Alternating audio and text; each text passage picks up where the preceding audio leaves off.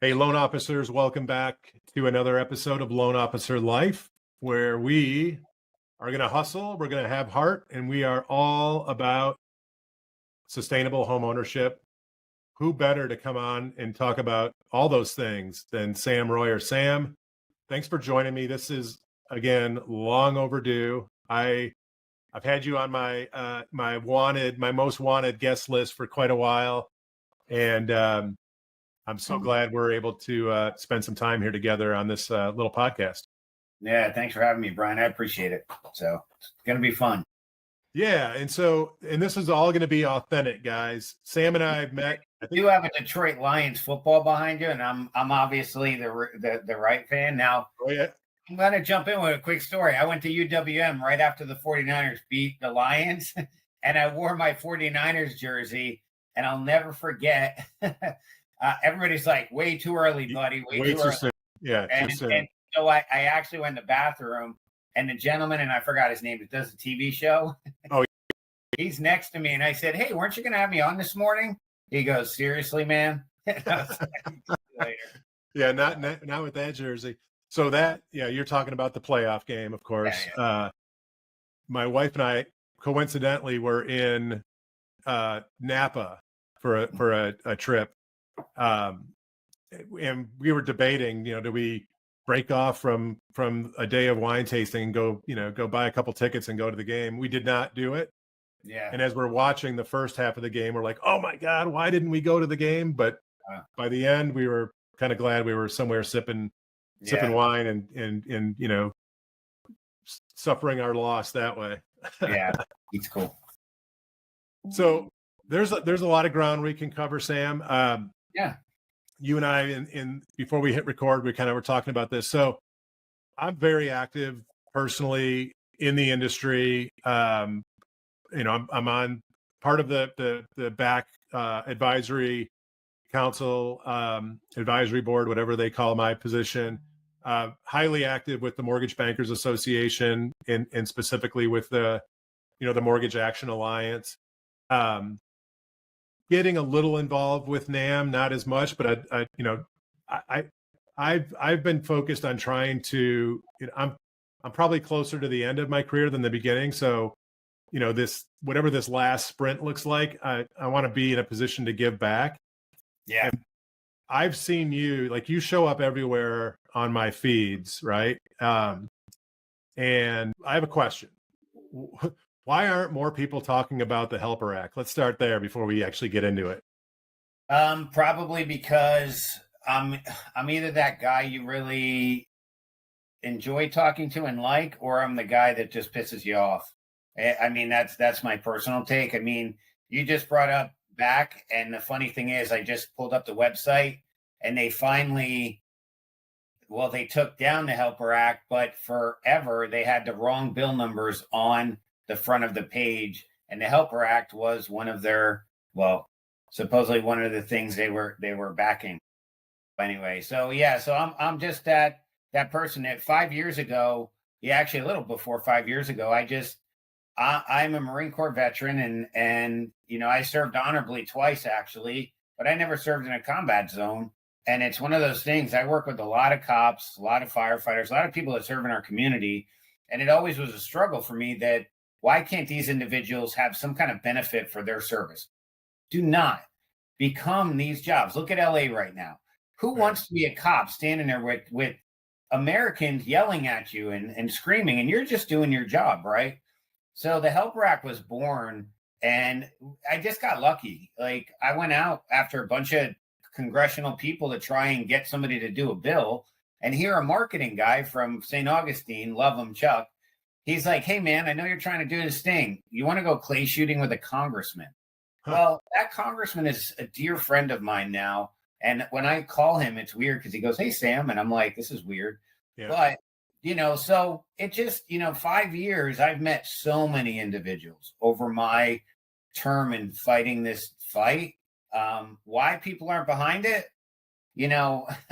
it's interesting because, and I'm going to be blunt, the trigger lead bill, I'm very happy it's going forward and stuff. But I think that all the industry organizations that are hanging their hat on they are absolutely changing our dynamic of this industry because of trigger leads. Well, I'm giving a shameless plug to Joy of A Plus Credit. I've been using her for some time, and none of my clients get trigger lead calls because I do hybrid credit reports and they work. So I don't want to say it's fixed, but it's something that, technology kind of took it over. So it's great that we're going to get a bill pass and everybody's going to be high-fiving everybody, but we're talking about affordability, attainability. We're talking about housing supply. Those are the things I want to see people high-fiving about. So, I don't want to be super negative because I'm actually probably the caffeine kicking in, but I can't, to answer your question. It's maybe it's just because I'm the wrong messenger for this group, for this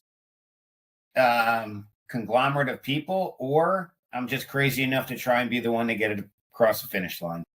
Well, maybe it's a combination of both, but we'll figure that out. Yeah. Actually, I don't think you're the wrong person. I think, first of all, thank you for your service.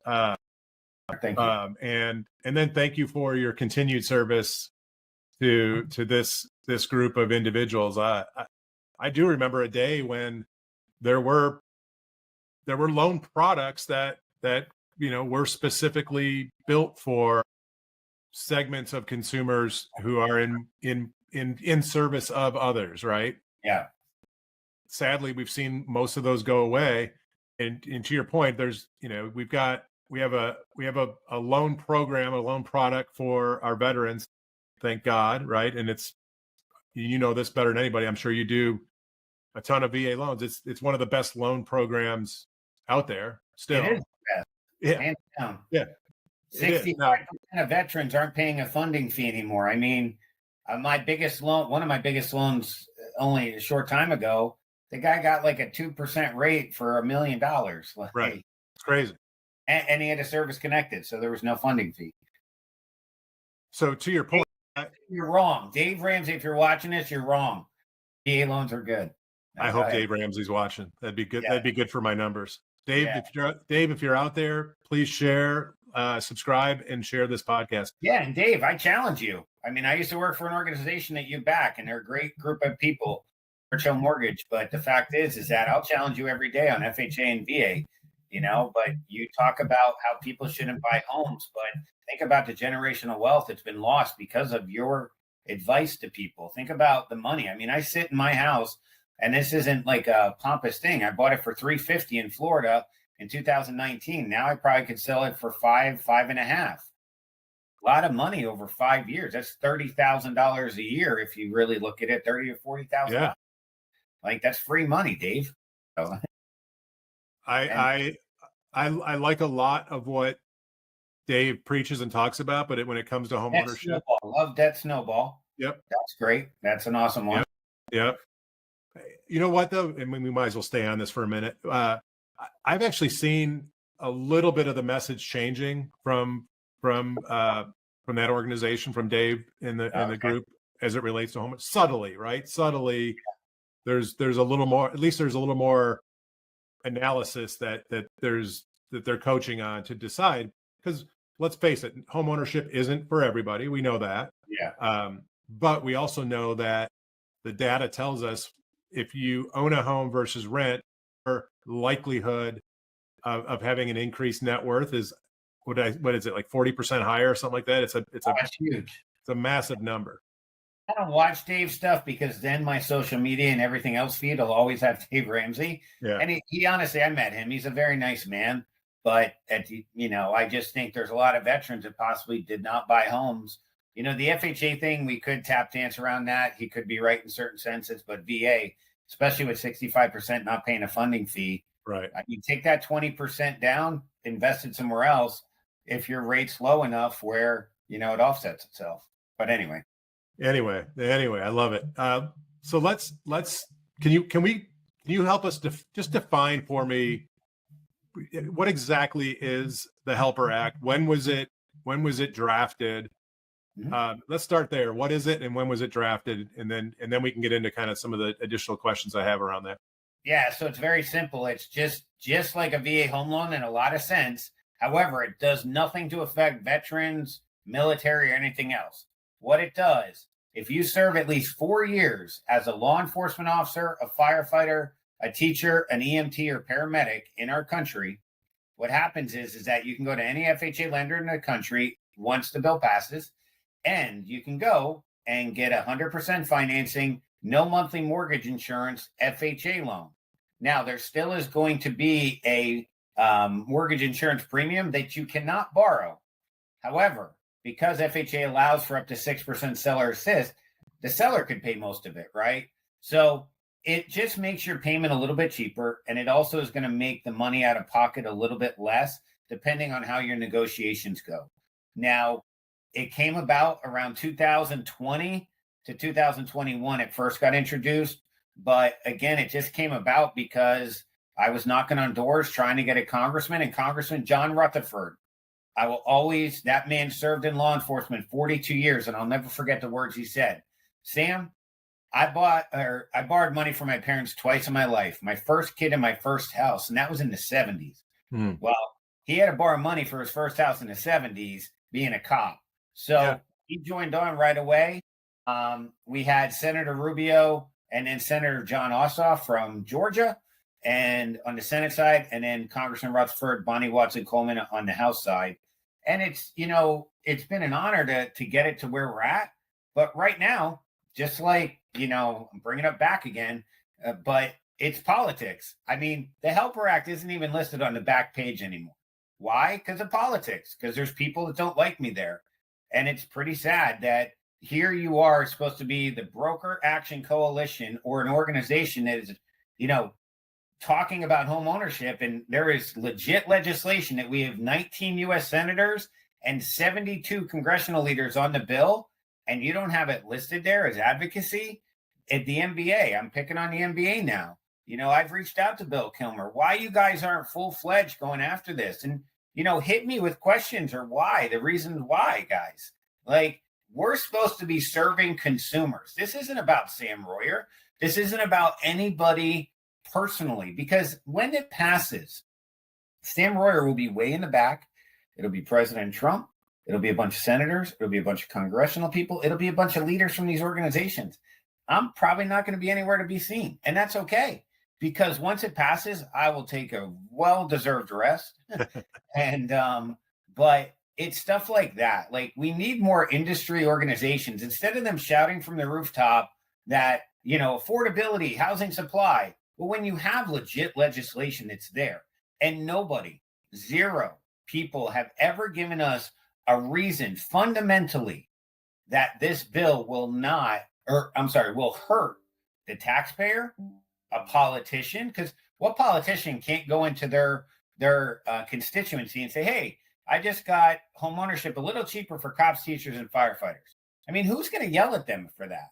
So that's where it's really frustrating to me. And I do get up in arms, because I'm just like, listen, guys, if we're going to talk about being the change in our industry, other than just making a phone not ring, let's actually work on other things that actually are going to positively affect the consumer in the pocketbook. Right. That's what we're supposed to be really fighting for. So with this product, with this legislation focused on the FHA loan product itself, what's been done at the HUD level to date, if anything? I'm guessing there's been a lot of conversations there, because ultimately the legislation would mandate that HUD make changes to this loan program and the all of the impacts around it. Like, where has HUD come out in any conversations on this? Well, Secretary Turner, if you're listening, or anybody at HUD, we would love to sit down with you. I've been reaching out via Facebook. I've reached out to your people, and you are all over the country talking about affordability. And there's literally legislation sitting there that affects FHA, which is HUD, and nobody's talking to us. Like, come on, guys. Like, stop. The word poser is something that for some reason, that's like the irk word in my world, in my brain. And it's like, I'm not saying you're not doing a great job in other areas, but if we have something that's literally there, like, let's talk about it. Let's bring it about. Tell me why. Come forward and say, this is why it's not going. Now, I will tell you, this is how sad our country is, unfortunately, right now. So this bill would have passed if we would have dropped teachers. Hmm. If we would have dropped teachers. So those are my little kids back in the day. I got 3 bonus daughters over here, 5 kids, right? Teachers positively affected their lives. Now, some not so much, some very effectively. Well, they are the people that are entrusting with our greatest asset, because our house is our second greatest asset. Our kids are our greatest asset. But you're going to say we don't want teachers on the bill. Why? Oh, because they're not first responders. This is not a first responder bill. This is a community servant bill. And we crafted it after the Good Neighbor Next Door program as far as the definition of people. Because trust me, I wish ER nurses, I wish 911, I wish a lot of people could be on it. But we had to start somewhere, right? So I've literally had very strong leaders, let's just leave it at that, tell me, Sam, just drop teachers, we'll get it passed. And I'm like, number one, I'm not an elected U.S. senator or congressman, so I can't just get it dropped. But I guess they know I have influence with some of the people that I'm fortunate enough to work with, where I could have said, let's just drop teachers, get it passed, get a win, right? If this was just about Sam Royer getting a win, I would have influenced the crap out of it. But it's not about that. It's about teachers. So I say this a lot. And you just saw me at TAG. Eddie Perez, thanks for having TAG. It was awesome. And Eddie, you were so kind to have me stand up when I dressed completely like an idiot with Kevin Hart, right? So I did go to high school with Dwayne Johnson, The Rock, right? He was a senior. I was a freshman. And it's really simple. I didn't know the man. We weren't friends. We didn't high five. We did sit together, but he probably forgot me. I was a real skinny little kid. I thought you were going to say you beat him up in high school. No, he was a big dude. But anyway, so his best friend, guess what they do? Teacher. So Dwayne and I had the same football coach, obviously, Jody Swick. Jody Swick passed to cancer, but Jody Swick, Dwayne, you could Google Dwayne Johnson, Oprah, and football coach even, and it'll come up and it'll be his interview about how Jody Swick, a teacher, changed the trajectory of Dwayne Johnson's life. The most famous man on the planet.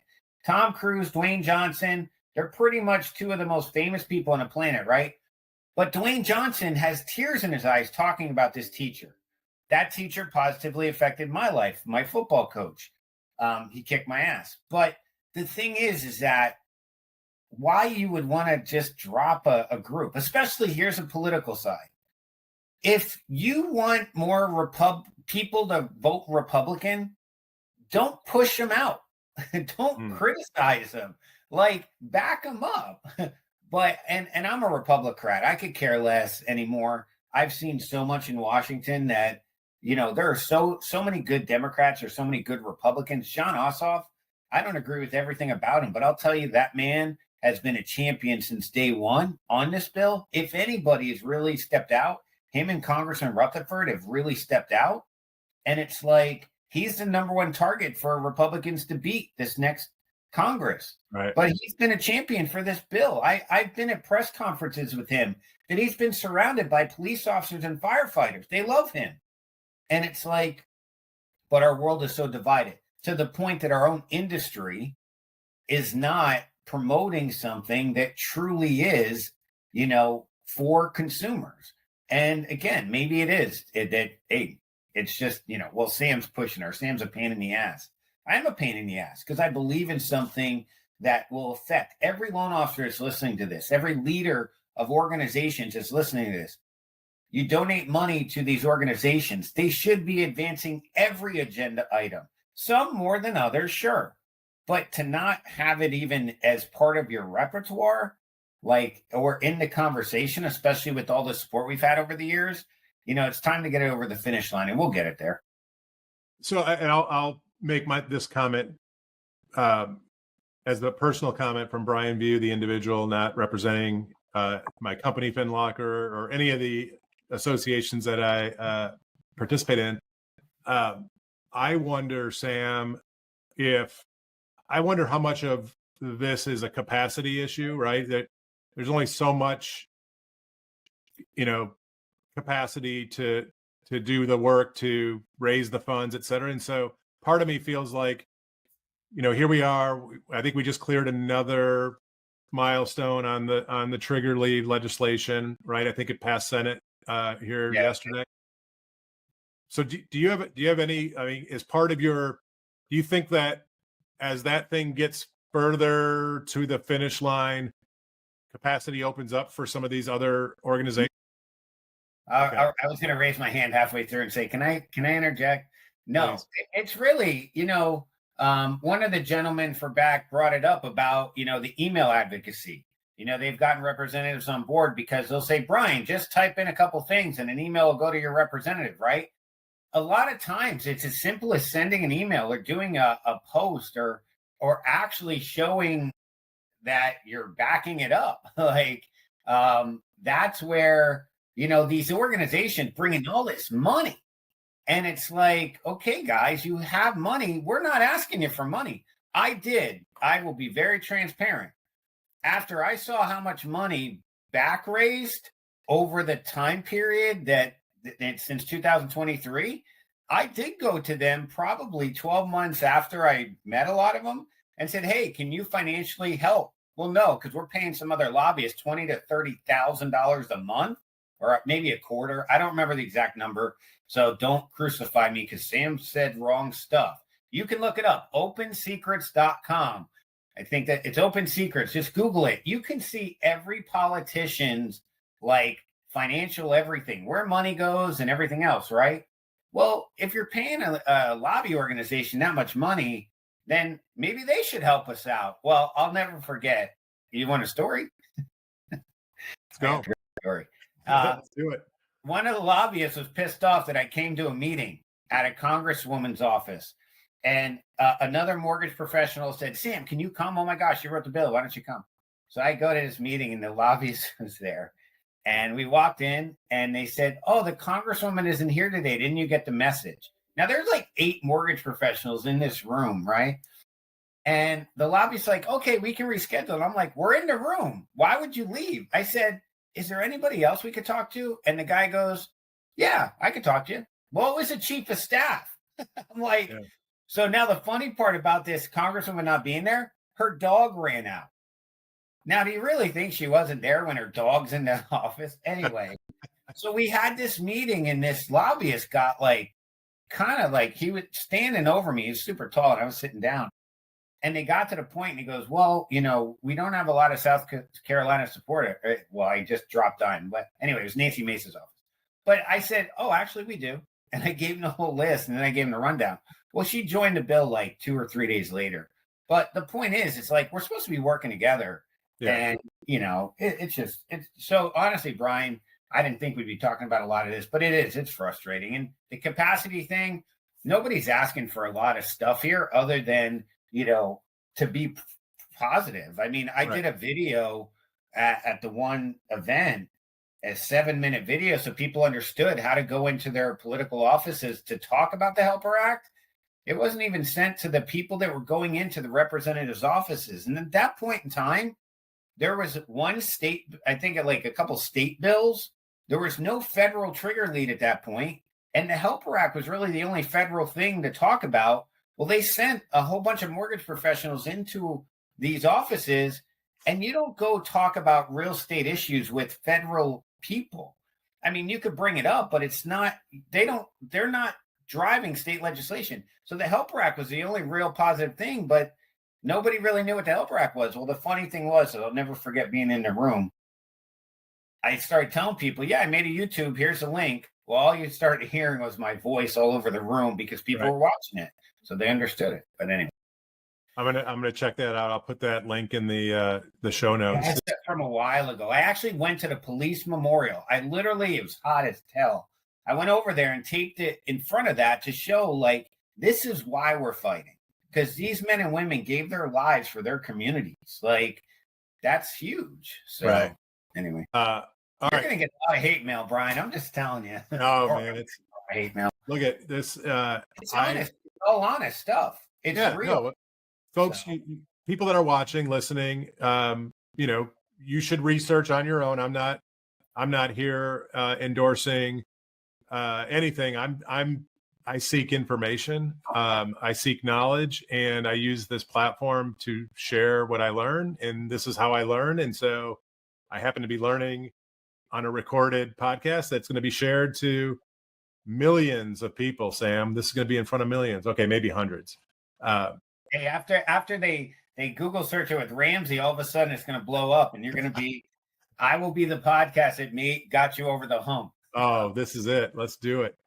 Look, we have a few minutes left. I do want to pivot to, let's set aside the organizations, the associations for a minute, for the audience that are, just everyday guys like you and I that are, in the trenches, facing off with consumers and communities, helping to drive homeownership. How do I get involved with your with the HELPER Act as an individual loan officer, Sam? Well, there's a couple things. I'm going to go with the sales side and the hard side, right? The hard side. First, you got to love the people that you're trying to go serve, which I'm just going to assume that everybody listening to this long probably says, I know a cop, a teacher, a firefighter, my brother, sister, whoever, right? So then on the business side of that heart, you go into your communities and you talk, and you're an ambassador for the HELPER Act. You go to a police station, a fire station, a school, and say, hi, my name's Judy Bloom. I always pick on Judy Bloom from back in the day. Hi, I'm Judy Bloom, and I'm an ambassador for the HELPER Act. What's that? Homes for every local protector, educator, and responder. I'm trying to get better benefits when you buy a house because I appreciate you. What cop, teacher, or firefighter is not going to like you at that point in time, right? So now you have something to open the door, because mortgages aren't sexy, but this is kind of cool. So then you just start talking about, yeah, we need letters of support, a local mayor, a local sheriff, a local police officer, a local teacher talking about how he or she has such a struggle teaching anymore. Those go a long way, because then you take those letters and you send them to the local congressman or the senator for that state, right? Those are those repetitious grassroots efforts that we've gotten people over the finish line to join the bill. And that really is what I could say. So you can have fun with this, because look, calling a chief of police, some people are very like, oh my gosh, like they're gods or something. And it's not. They're all human. They brush their teeth, they pee in the morning, they do all the same stuff we do. Call them up. Hey, chief, this is Sam Royer. I run Salute Home Loans. Just wanted to call you. Promise, I'm not soliciting you, but I'm not sure if you know that I'm actually locally fighting for benefits for you. What do you mean? Like, for all your officers? Well, we're trying to get this stuff done. So if they do that, they get letters of support. They could reach out to me, ask me for anything. I can send it to them.